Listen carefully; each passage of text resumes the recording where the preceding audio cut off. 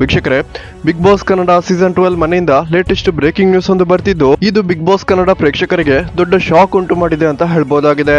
ಮಾಲಿನ್ಯ ನಿಯಂತ್ರಣ ಮಂಡಳಿಯಿಂದ ಬಿಗ್ ಬಾಸ್ ತಂಡಕ್ಕೆ ಮೂರ್ ಸಲ ನೋಟಿಸ್ ಬಂದಿದ್ದು, ಯಾವುದೇ ನೋಟಿಸ್ಗೆ ಉತ್ತರ ಕೊಡದಿದ್ದ ಕಾರಣ ಬಿಗ್ ಬಾಸ್ ತಂಡದ ಮೇಲೆ ಸ್ಟ್ರಿಕ್ಟ್ ಆಕ್ಷನ್ ತಗೊಳ್ಳೋದಿಕ್ಕೆ ಮಾಲಿನ್ಯ ನಿಯಂತ್ರಣ ಮಂಡಳಿ ಮುಂದಾಗಿದ್ದು, ಬಿಗ್ ಬಾಸ್ ಅನ್ನ ಕಮರ್ಷಿಯಲ್ ಪರ್ಪಸ್ಗೋಸ್ಕರ ನಡೆಸಿದ್ದು, ಬಿಗ್ ಬಾಸ್ ನಡೆಸಲು ಬೇಕಾಗಿರುವ ಯಾವುದೇ ರೀತಿಯ ಎಲೆಕ್ಟ್ರಿಸಿಟಿ ಸಪ್ಲೈ ಅನ್ನ ಬಿಗ್ ಬಾಸ್ ತಂಡ ಸರ್ಕಾರದಿಂದ ಪಡೆದುಕೊಂಡಿಲ್ಲ.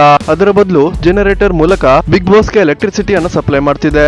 ಈ ಒಂದು ಜನರೇಟರ್ ನಿಂದಾಗಿ ಸಾಕಷ್ಟು ವಾಯು ಮಾಲಿನ್ಯ ಆಗ್ತಿದ್ದು, ಅಕ್ಕಪಕ್ಕದ ಮನೆಯವರಿಗೂ ಕೂಡ ಸಾಕಷ್ಟು ಕಿರಿಕಿರಿ ಆಗ್ತಿದೆ ಅಂತ ಹೇಳಿ ಬಿಗ್ ಬಾಸ್ ತಂಡಕ್ಕೆ ನೋಟಿಸ್ ಕೊಟ್ಟಿರುವ ಮಾಲಿನ್ಯ ನಿಯಂತ್ರಣ ಮಂಡಳಿ ಆದಷ್ಟು ಬೇಗ ಬಿಗ್ ಬಾಸ್ ಮನೆಯನ್ನ ಕ್ಲೋಸ್ ಮಾಡಿ ಎಲ್ಲಾ ಕಂಟೆಸ್ಟೆಂಟ್ ಗಳನ್ನ ರೂಮ್ಗೆ ಶಿಫ್ಟ್ ಮಾಡಿ ಅಂತ ಆದೇಶವನ್ನ ಹೊರಡಿಸಿದೆ. ಒಂದು ವೇಳೆ ಈ ಆದೇಶ ತಪ್ಪಿದ್ದಲ್ಲಿ ಒತ್ತಾಯವಾಗಿ ಬಿಗ್ ಬಾಸ್ ಮನೆಯನ್ನ ಬಂದ್ ಮಾಡಿಸಬೇಕಾಗುತ್ತೆ ಅಂತ ಎಚ್ಚರಿಕೆಯನ್ನು ಕೂಡ ಕೊಟ್ಟಿದೆ.